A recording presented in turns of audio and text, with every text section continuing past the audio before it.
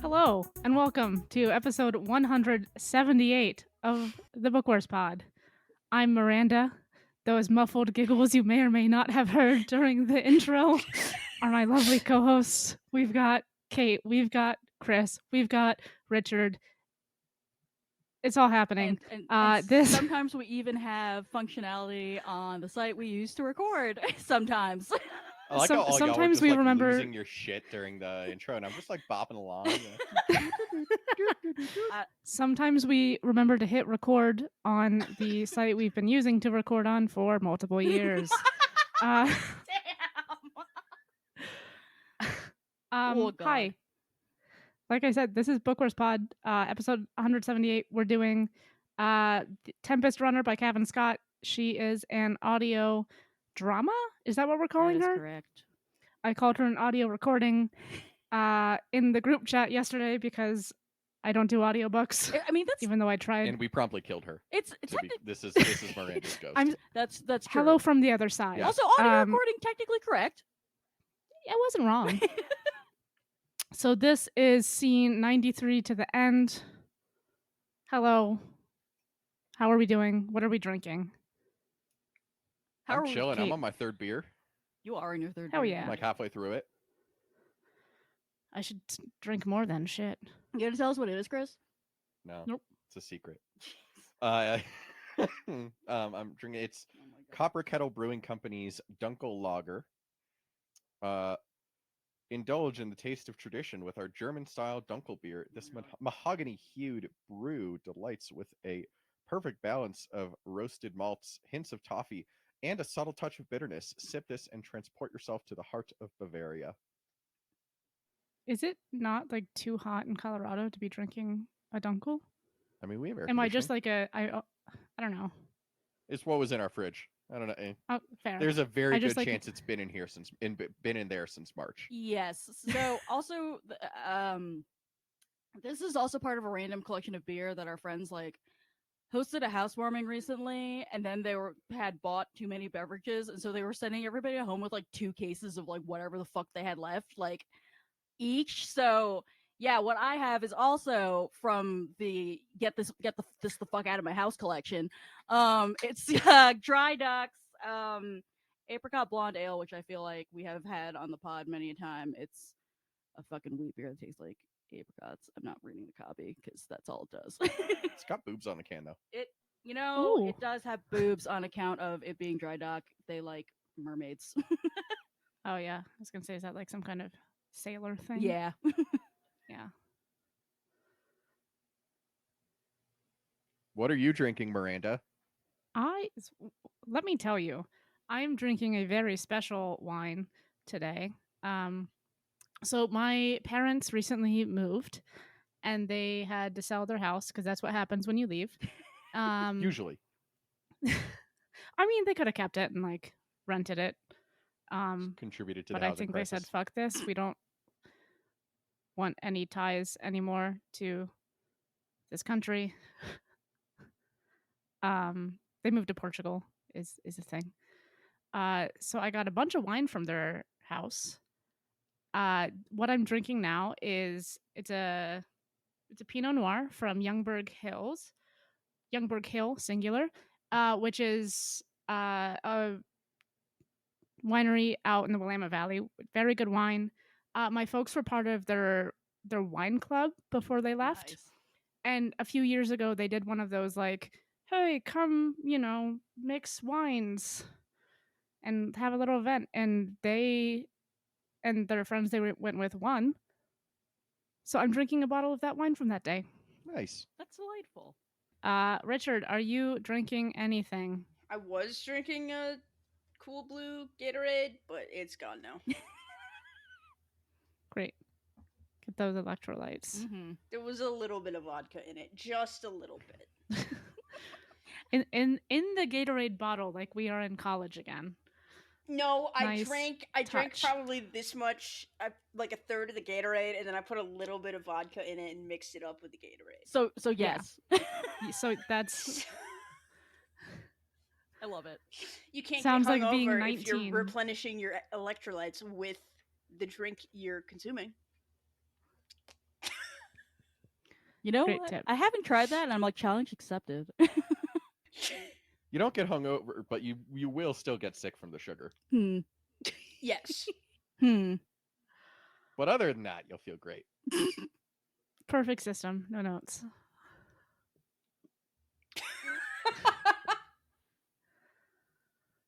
So Okay, anyway, do you that- think that they drink fucking Gatorade and vodka in prison? We didn't talk Transitions. about. No, we didn't talk about our We- not we- charity, Christopher. we've got a not charity to cover first, That could sir. have been a Trump reference. Oh Just my God. prison in general. Do Yeah. you think that man knows what Gatorade is? He No. eats well done steak with ketchup. Of course he knows what Gatorade is. But also somehow no. I don't think he knows does. what Gatorade No. is. I think he knows what Diet Coke is. Yes. He does know Fucking what don't Diet we Coke all? is for sure. Speaking of the bad Cheeto,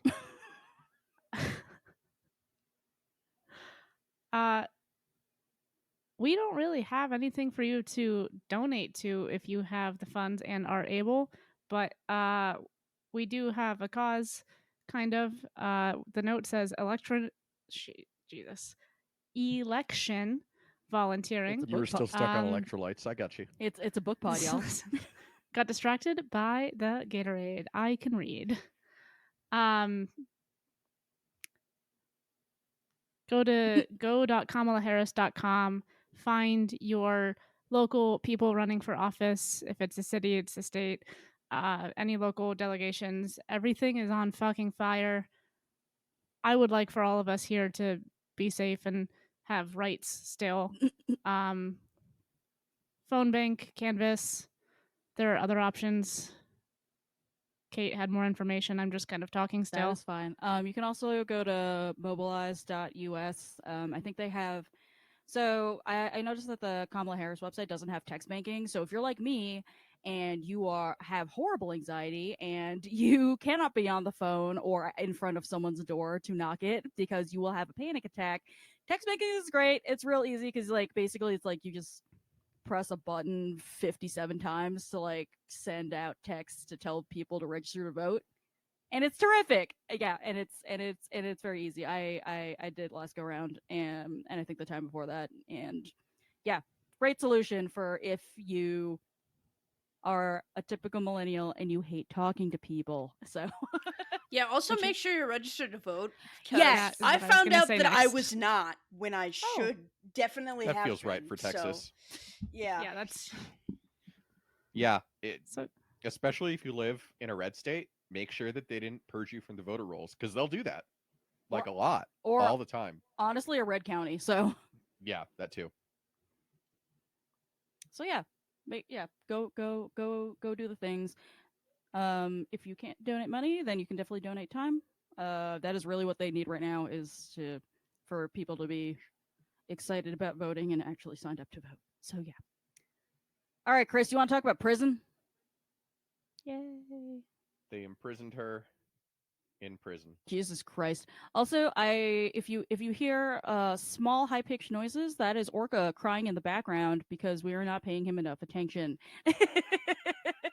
So yeah, just the usual over here. My dumb puppy. Yes. So we started talking last time around about High Republic justice and the restitution and how its whole goal is to, reform its prisoners through checks notes hard labor. It works every time. Yeah. I have learned from history. The definitive yes. proven way, Mhm. really. In home country they say the gulags are helpful. So here I was gonna say the gulags worked great. I don't know what the fuck you're talking about. Jeez Louise. I'm And- gonna clip that out of context. Please do. Yeah, the gulags worked great. Feels like a very solid title option. Yes. Yeah. All right. So, my first question was, do y'all think that the High Republic carceral system, as it is depicted in this audio drama, actually enable prisoner reform, and also like can it? I feel like maybe in the first half of this audio drama, which we definitely read/listened to last week and not a number of months ago, um, I feel like I kind of felt like maybe hopeful, like I didn't believe them that things would cause reform, and then we kind of got to this part where it's more of the like, hey, we're gonna dump you on this planet for some hard labor. These people are gonna attack. We're just gonna lose a bunch of prisoners. It's fine. We don't need to find them again. They're be free. Be free of your physical body, pumping blood. Like, Be free of the weight of life. Yeah. at least they're not imprisoned anymore. You know, they're not doing the hard labor. Let your soul be one with the Force. It's big Thor Ragnarok energy. Mhm. I release you from life. But yeah, I It mean, doesn't seem like the best method, is what I'm saying. Like, yeah, I mean, it's kind of like the problem with a lot of, I mean, it's a problem with carceral systems, but it's also the problem with a lot of like well-intentioned systems is it only takes like 2 people to fuck them up. And like, so we've got what's her name, the boss of the prison, and then we've got like the jail, the guards that enable her, and like you're unable to create the utopia you want in that situation because they don't have any sort of balance against that abuse of power. And so like I feel like that's one of the big problems. And then also you do have this like, you know, work to better yourself philosophy, um, which, as you all noted, doesn't really go that far because they don't flicks. Sorry, they don't flex. Flicks is being a terror. What else is new? Like they don't actually care about the prisoners as people enough to save them. You know what I'm saying? Like, they care about them as long as they are doing what they're told and it is convenient to care about them, which is not a setup for success of getting somebody to actually try and rehabilitate themselves in any sort of way. Right. It's like, I mean, they say it's part of like Lena So's great works, and it's just like, yep, it's one of those things where it's like, it's a great, wonderful, beautiful idea, and then nobody thought about what it would be like on the fucking ground, because that's kind of like, this is my problem with Lena So. It seems like she has a lot of like really cool ideas and in execution. It's just like, why did you do this? Branda, you were saying. I had a question. It got less relevant as the time went on. I want to know what it is now. Oh, I was just gonna ask Chris if when like he was talking about the boss of the prison, is that like the space prison warden or like the prisoner who's actually in charge? No, of the prisoner place? who's actually in charge. I mean, Okay, because the great. warden Oh, good is question. the warden the one who is like friends with Lorna? Yeah, the guy. Yeah, Yeah. I thought he was like I not. thought he was one of the guards, but either way, Yeah. I thought he was like a high up guard. yeah, I think But so. also, I was multitasking He's while a shift listening to this. So supervisor. I think they call them counselors, which is incredible. Honestly. Counselor Whittick, that's his name. Yes. big ideas. Yes. We're reforming. We have counselors. We're not just Yeah, I know. and I mean it's doing it's, hard sorry, go labor. ahead, Kate. Oh no, I was just gonna say it's like we're calling them counselors instead of like prison guards, and they say they have therapists, and I was like, where do they get their license? Like Coruscant upstairs, like psychological school? Like I don't even fucking know. It was just a Community 30-minute Coruscant Community College. Yeah. It's a 30-minute online training that you just Jeez. kind of click through because it's all. Mm-hmm. Yeah, no, like Take a quiz at the If end. someone Score says they want 80%. to kill themselves, say, "No, don't do that. You're too pretty." I mean, that counselor's real into Lorna D. It's true. oh my goodness. And then her like goodness. bivalve friend. Yes. I too am friends with seafood. What the fuck? She's like a shell creature. Yeah, I She's know, like from but SpongeBob. what the fuck? I Miranda's face is just utterly baffled at this time, and I okay. Don't worry about it.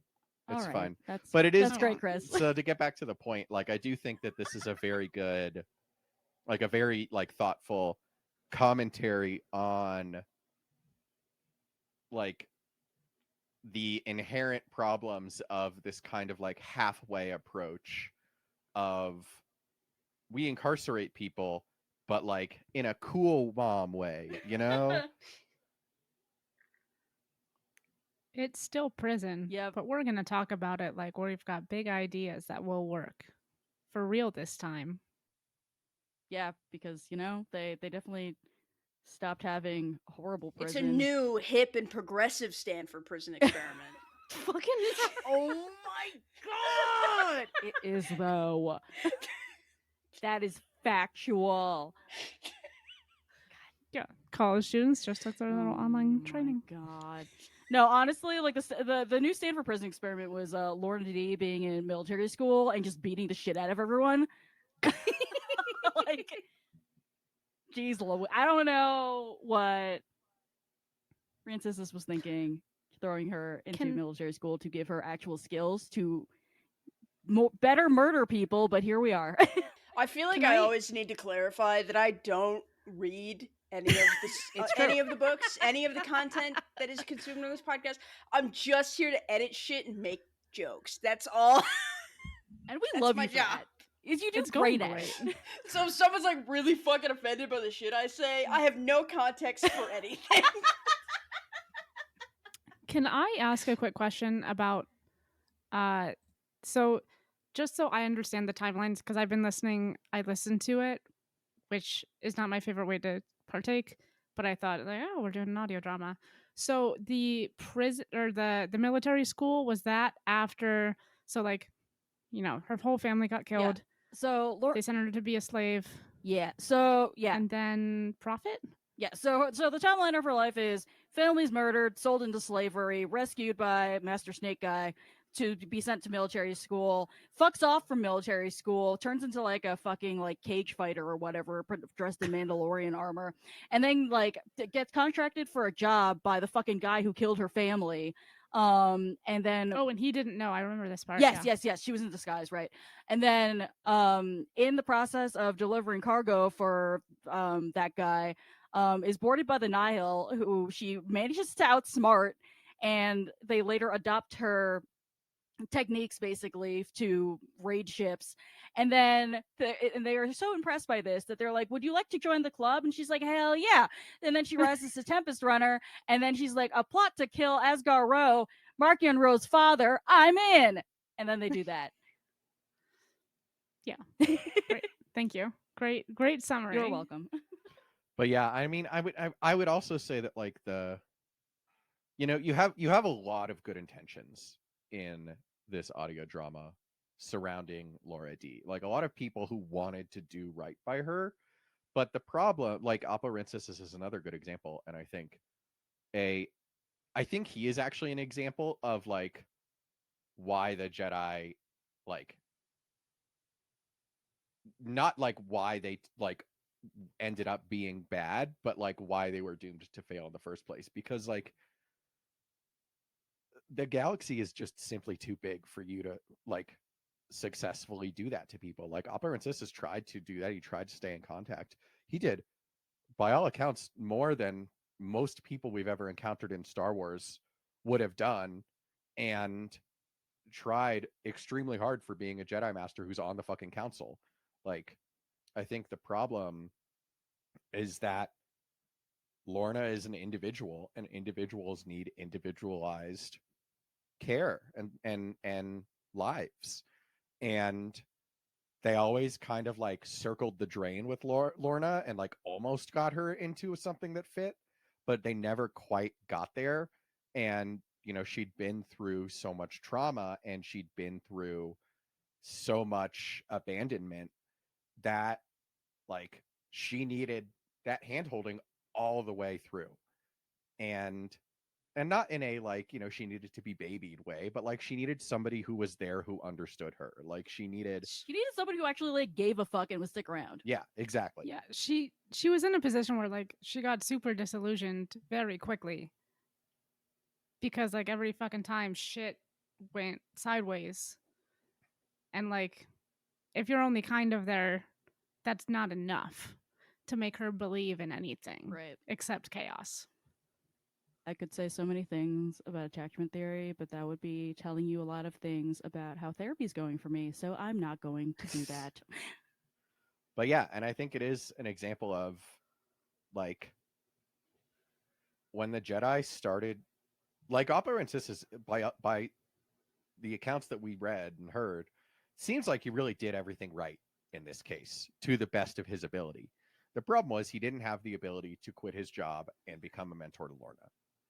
And that I feel like is one of the bigger issues as we kind of go back to the present and see the Jedi adopting more of this like global or galactic police force role, is that they are leaving the uh more monastic, more personalized, more like let's just do one good thing today and then like the rest will figure itself out. Like vibes of the that I feel like the light side has kind of always allegedly been about, even though we never really saw it, because the Jedi decided to become cops instead and go for the greater good and not individuals. And like I'm not saying that the greater good is bad. I'm saying that this was like a trap that Sidious barely even needed to set.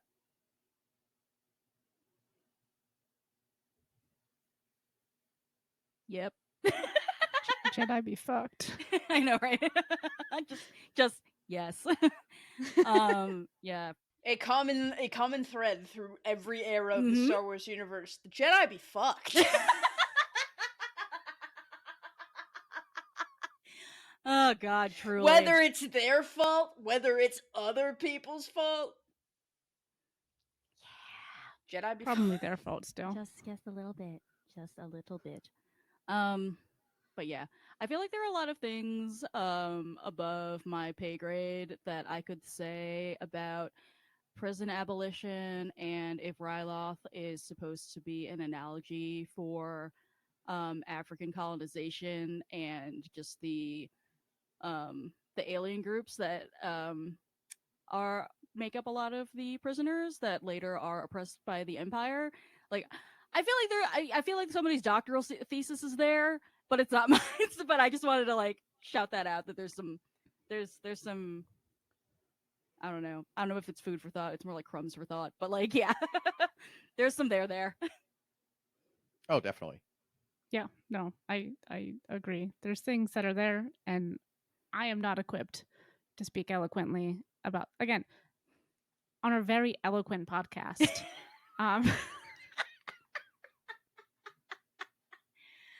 Oh yes, that is what we're well known for.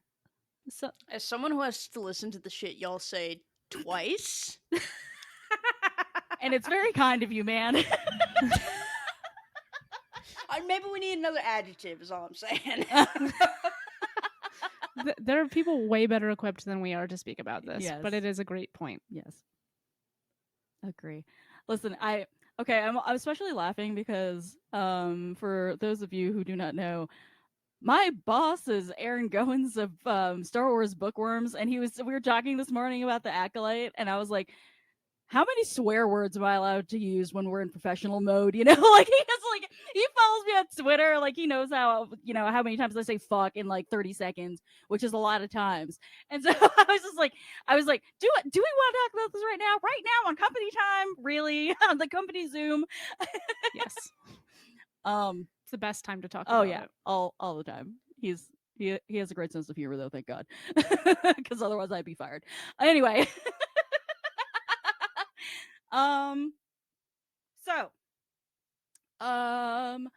as we're I forgot to put this question in the outline, but it is related to prisons, so I'll throw it out there. So what the fuck is the fucking prison guard's name again, dude? Whittick?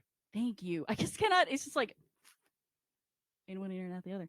Anyway, so we learn. So like, it seems like he's trying to take Lorna under his wing, and everyone's teasing Lorna, being like, the prison guard has a crush on you because like there's nothing better to do in prison than gossip, which like, and have fights, which fair prison. But we learn at the end that he's like about to retire and he wants to do like one meaningful thing with his life, with his job before he does retire, and he decides that his project is Lorna D. Did y'all see this coming? Did this change like how you saw him? Surprising? What is this saying about good intentions, etc.? I mean, I don't like this trope, this romantic trope. So for me, it wasn't a surprise because I already didn't like him. Because when you're a guard in that situation, it is such an imbalance of power between the two of you that it's impossible to actually develop an honest relationship. I mean, was it actually supposed to be read as romantic? Because I didn't read that, honestly, aside from Lauren D getting bullied. Interesting. I kind of thought it was, but I also thought that it was done badly, so maybe I just misread it entirely and it wasn't actually supposed to be that. It felt more like patronizingly paternal than anything else to me. But Put Lorna D in a scared straight program. Fucking can we get that as like the next book? Scared The straight. High Republic Star scared Wars. straight. Yeah. This shit is real. oh my god, fuck off. Yeah. Sorry, now I'm just thinking of the fucking Saturday Night Live sketches where they made fucking Kenan Thompson do scared straight shit. It's bad, but it's so good. Yeah, I don't know. Do either of you have thoughts on that? Since I clearly misread it. Famously, I can't read. It's true. Jesus, don't ask me. I'm not the person to ask about relationships and how they're meant to happen on the page Well- or in the ear holes. Thoughts about Whittick's character development, at least? No. Yeah, fair enough. Is this am I mistaken? Is this a lesbian relationship?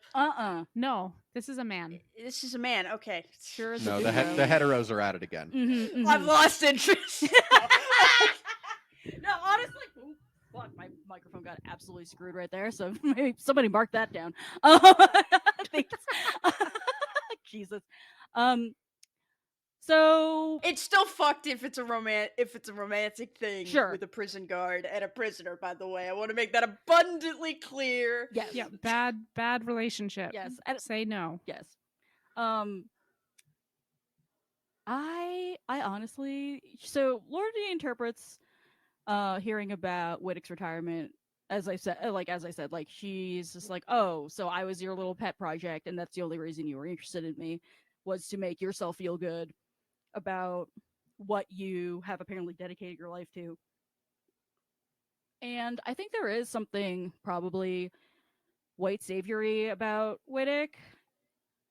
And again, many things above my pay grade about the carceral system and the way that Twi'leks are portrayed and how comparisons are made between them and real life and such. But yeah, I can't say I saw it coming. Maybe I should have, because like, it's like I think I didn't see it coming just because I wasn't, even though it was this book is clearly leading to critiquing just prison systems in general, even quote unquote enlightened ones. Yeah, what am I trying to say? Fuck, my brain. Yeah, I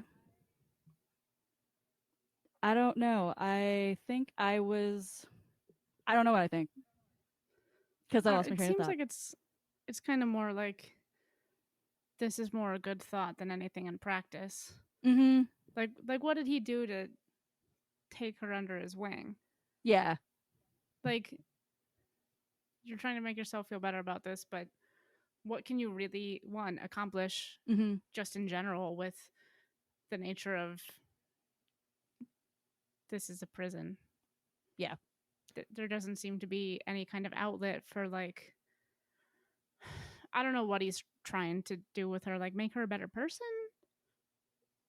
I mean, Yeah, I think so. I think part of me reading romantic intentions into it is like evidence that I think he's like, I always felt like he had ulterior motives. Ah. Like, to me, he talks a big game, and yet the first time that she ends up in medbay, he's like, oh yeah, don't fuck with the boss of the prison, everybody knows that. Like, so you're not actually doing anything up to and including your job. You're just trying to feel good about yourself by like playing around the edges and saying that you accomplished something. You didn't actually sacrifice anything. Yeah, see, this is what happens when I listen to the first half of the audio drama. Definitely last week, last month, the month before that. You know, it's fine. it's giving big. Gosh, I forget that fucker's name, but on Orange is the New Black. No, Never watched it. Okay, well, so when the main character, she goes into the prison and it's for something she did like years ago. It was like honestly a minor offense. But like the one prison guard is like, let me help you out here, and like trying to show her like the way of things, and it doesn't help her. She's not gonna fucking listen also, and he's gonna get mad at her about it. This would be, I'm bad at explaining, would be much better for me if y'all did know what I was talking Sorry, about. dude. But it's very like prison guards trying to be well intentioned, but is it for himself? Is it because he's got a crush on the prisoner? Doesn't that guard only do it because he wants to sleep with her though? Yeah, like Am I probably. remembering that correctly? Yeah. He was gross. Yeah. There's like an inherent power imbalance thing, right? Yeah, and it's one that Wittick in this case made absolutely no effort to undo. Like he I am so sorry. Flix is like trying to eat the dog bed. I think. Yeah, that's fine. We're just gonna pretend she's not doing that. Anywho. But yeah, like it goes like it's like the classic like trying to help her live within the system. But again, like you're doing your job between the hours of 9 and 5. That's literally all you did in this scenario. Like you didn't like work overtime, you didn't actually work hard enough at your job to prevent Lorna from having to take down or like basically like get out from under the thumb of the crime boss. You didn't actually help her like escape, like not that necessarily you would have wanted to help her escape, but you could have been like, I am going with you because I believe in you as a person and I want to help keep you on that path, like the thing that nobody has done for her. Yeah, just add them to the list of people who have fucking Exactly. tried, When she but not doesn't really fit that into their hard. system, Yep. they refuse to leave the system. Yep. Fucking neat. I love prisons. I don't. All right. Anything more to say about? That's another thing I'm gonna clip out of context. Yeah, I love. Honestly, just turn that into a drop. Like, just and just out of context, I love prisons. Yeah, I'm gonna add it to the soundboard. The gulags were good, actually, and oh my god! Anytime Kate yells at me on the pod, just play "I love prisons." For Chris. Oh my god. Any last thoughts about the restitution? Seems like a mess. Facts. Yeah, facts only. All right. The way you're describing this is like, this sounds fucking horrendous. Yep. They literally like they went to work on one of the planets and then got attacked and several prisoners just went missing, and nobody gave a shit. And they were like, "Oh well." Jeez. Just like Miggs Mayfield. Kinda though, except they probably got eaten by wild animals or some stupid ass shit. Hey, So- we don't know that Mayfield didn't get eaten by wild animals. You know what? You're exactly right. Miranda, have you even watched The Mandalorian? I have seen multiple seasons. Okay. That's a lot better than I expected. I'm going to be dead honest with you. Yeah, we can't lie, man. That's like I thought you a were going to lot be for like, I you. saw the premiere. I watched last year, I think, we watched the season 3 premiere, me, Kate, and Rana, and we Yes. live tweeted it. yes, we did. Oh, Yes, yeah. That is the last episode of The Mandalorian I have Yes. seen. That's you know what? That's pretty good for you. So And I'm gonna take it. honestly, you don't need to watch season 3. That's it's true, fine. too. Does it have like a lot of Bo-Katan though? You It know, does. I love Yeah, it. oh no, you want to watch No, You season know, 3. I Bo-Katan, Bo-Kastan. A plus. I mean, Well done. she's- Well done. She is the Mandalore of the lesbians, so Exactly. I love you Katie both. Sackhoff's great too. We love Katie It's true. Sackhoff. That's all that is accurate. Yes. Local girl. I spent the whole of Mandalorian season 3 being afraid that they were gonna put Mando and Bo-Katan together, and then they didn't do it, and I was like, Thank you get a God. crumb of credit, just a little Mhm. bit. I was Mhm. also very I also thought that was where they were going with it, and I'm my glad it's not God. where they ended up. I am very glad to hear that is the case. He's just I gonna be a would single have worried. dad. He's been quested. Single mom who works 2 jobs. Jesus.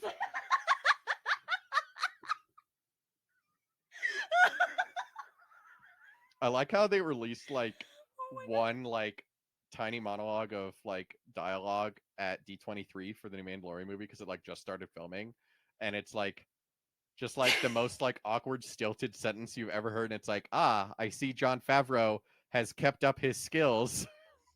That ear for dialogue doesn't exist. It's so weird. He's I written love how- good movies.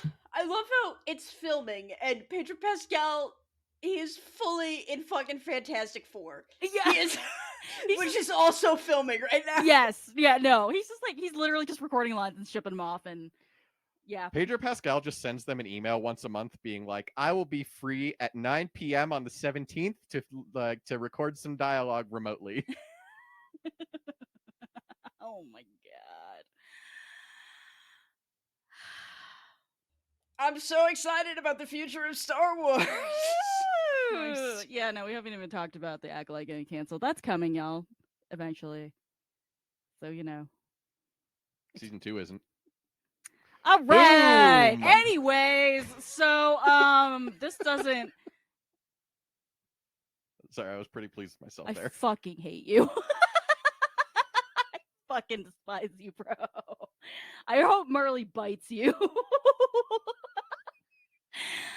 Anyway, okay, one time Chris actually did get viciously bit by one of our hamsters. Like I don't know if you've ever seen Yeah, that rodent. fucker went deep.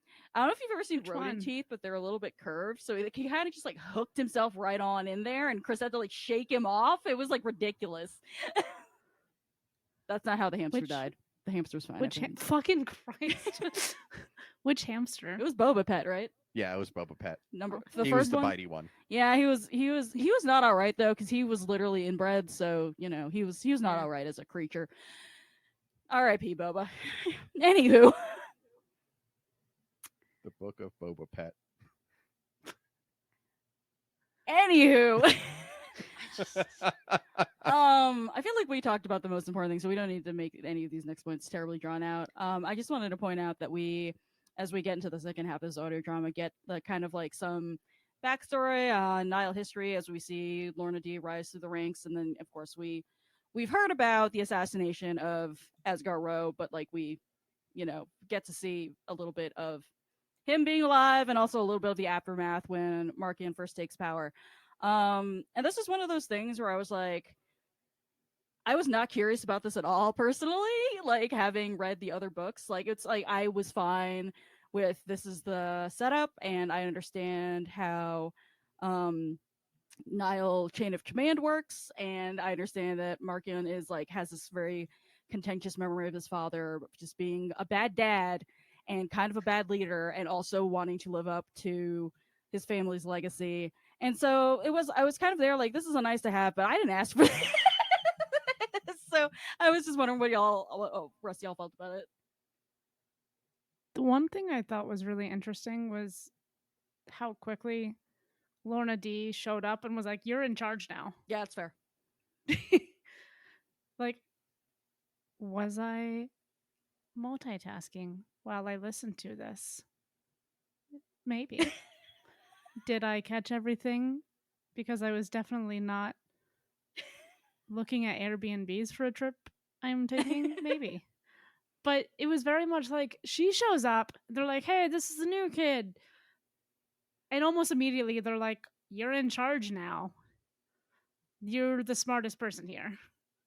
That is kind Which of I thought was that was how fascinating. It went. Yeah, that was kind of how it went. And also like very, very on brand for Lorna D. She's like the only one who ever has any idea what the fuck is happening. True. Yeah, I didn't. I thought this audio drama was solidly fine. I didn't feel like it really added a lot, because I feel like kind of a trap that the audio dramas in the past have fallen into is that They're Wikipedia articles. that's literally what I was going to say. They really do fall into info dumps. And I feel like this one was very much an info dump, and I didn't feel like we actually got that much information out of it. Like, and maybe if you're more invested in Wittick and Lorna, but like it was clear from the jump that Lorna D was not going to become besties and turn over a new leaf with her prison guard. Like, he was obviously a plot device, and it was kind of contrived. Listen, no offense, I like Kevin Scott. Like, I think the Dooku Jedi Lost audio drama is very good. I think it's much better in my case. But Kate, to bring up the question that you put into the outline and just highlighted as I'm talking, like, I don't feel like we actually got any sort of development from Lorna over the course of this story. Like, and that includes from childhood. Like, she was kind of a spoiled brat who was very like let them eat cake about the poor people who ended up overthrowing her family, and then learned too late that actions do in fact have consequences. And she never really stopped being that person, and she was often the smartest person in the room, which is great for her and makes her an interesting character.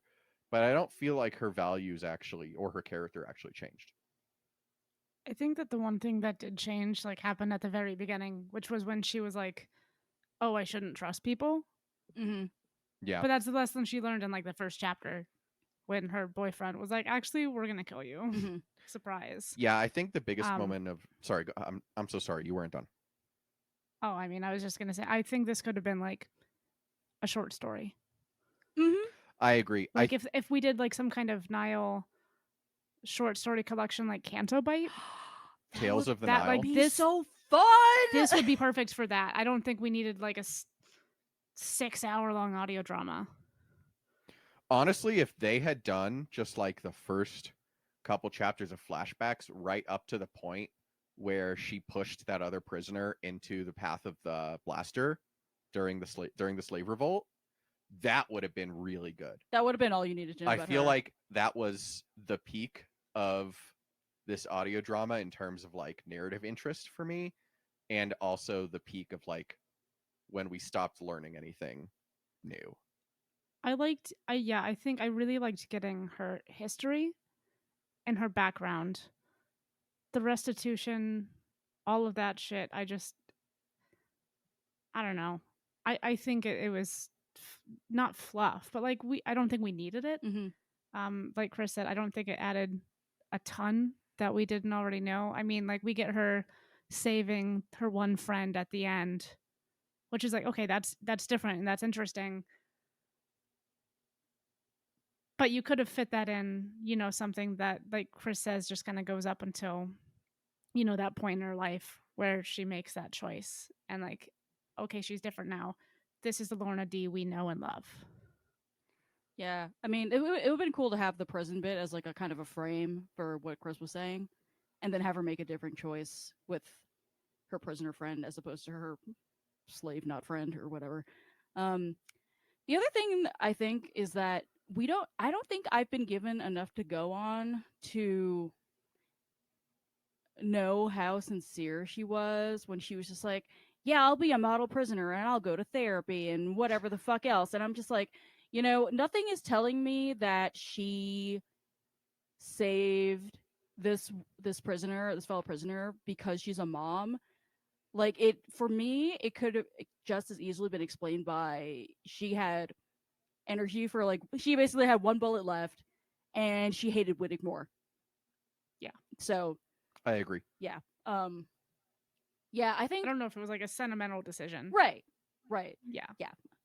So yeah, no, I think, like, I was excited for this just because, and I knew it was just basically, it wasn't gonna be anything, I don't know, mind-blowingly revealing about her at all. It was kind of a nice to have as opposed to anything else.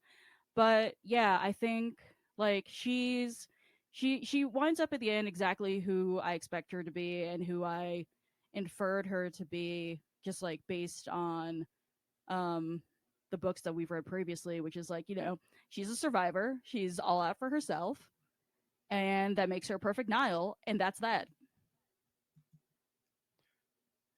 Burb and or Richard, have y'all watched Seinfeld? Only a little bit. Yes. Like, I feel like this whole audio drama was like Lorna D was a princess and then she got betrayed and sold into slavery and then she escaped, yada yada yada. She ends up being a Tempest runner. Like, I don't feel like anything that happened in the middle actually mattered. You don't need to watch Seinfeld to understand that. Well, fine, Miranda. Chris just wanted to make a I reference. just wanted to make a yada yada yada reference. And I too know Jewish people from New York. Fair. Chris is eternally disappointed in me that I just do not enjoy Seinfeld. I just don't think it's funny. It's a pain point for sure. It's a real fucking problem. Anyway,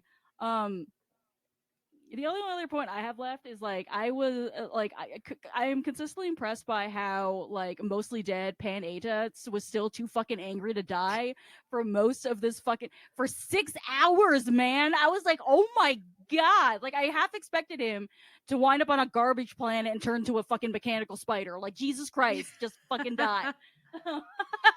He did have Big Mall energy in the bar in the beginning. He did. He was just like, I mean, He's too pissed off to die. yeah. He's got the spider legs. Yeah, exactly. No, I mean, he, like, broke. I think most Star Wars characters can be improved with the spider legs. That is correct. I agree.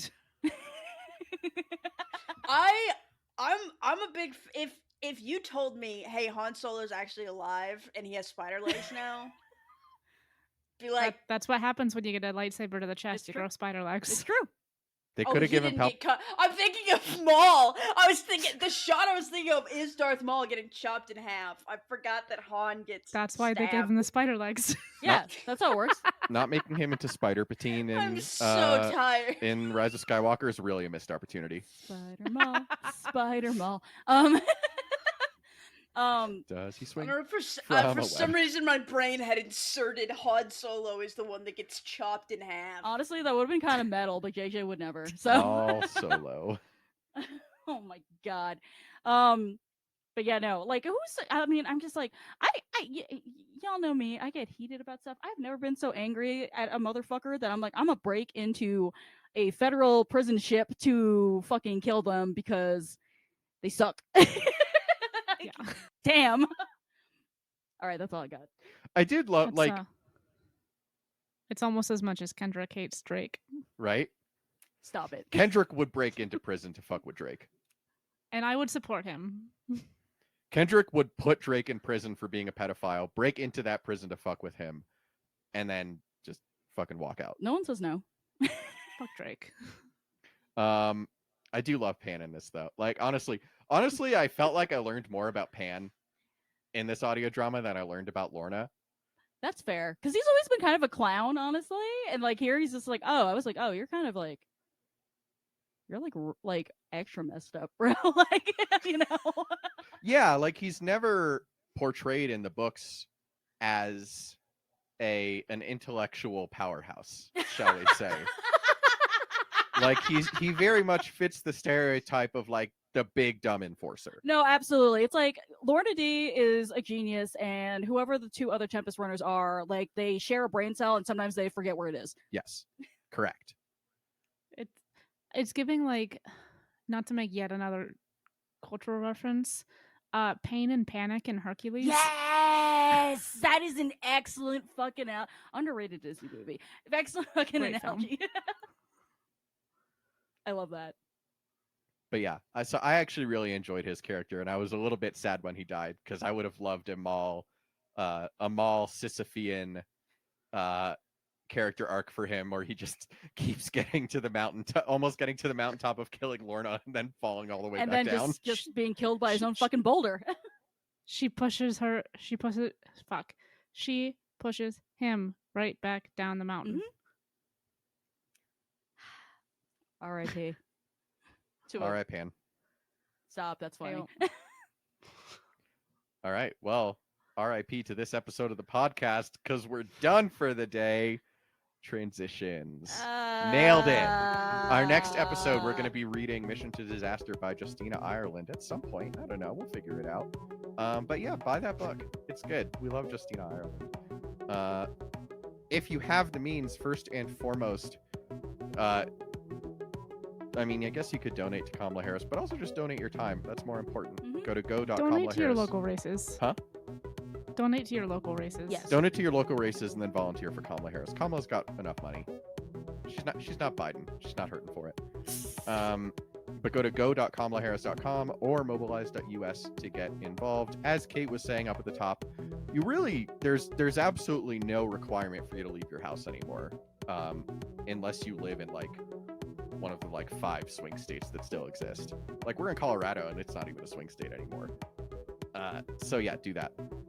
Then if you want to support us, you can donate to the Touch Station Radio Patreon or give us coffee at ko-fi.com/bookwarspod. Really helps us cover our hosting and production costs.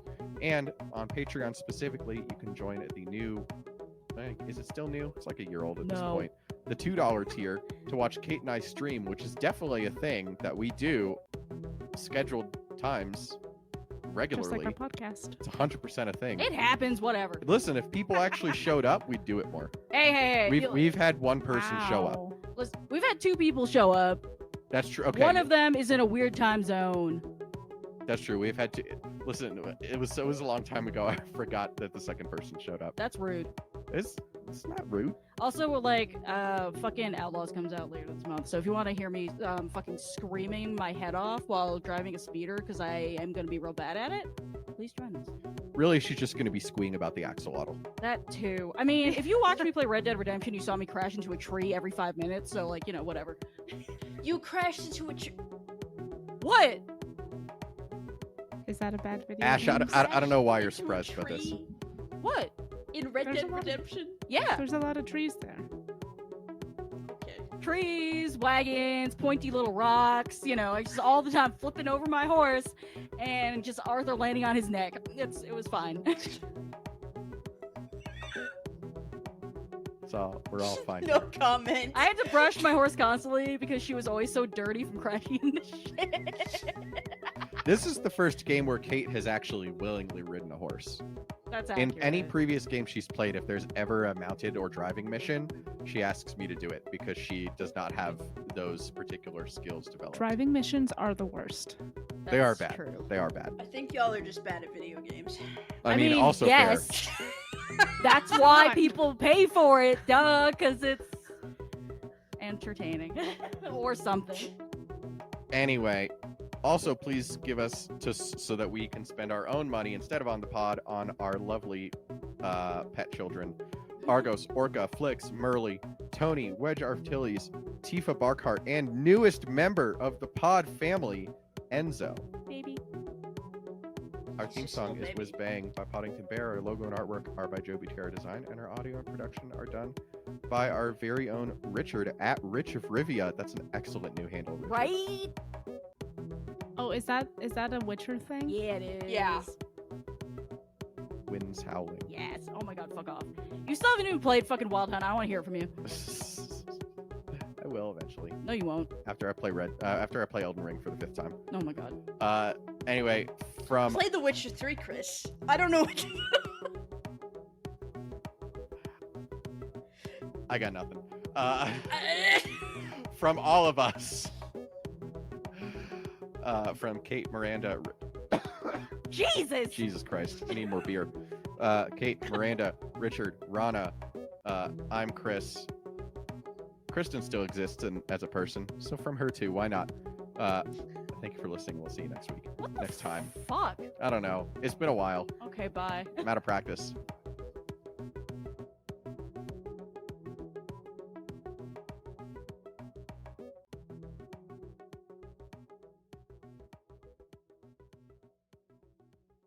Fucking neat.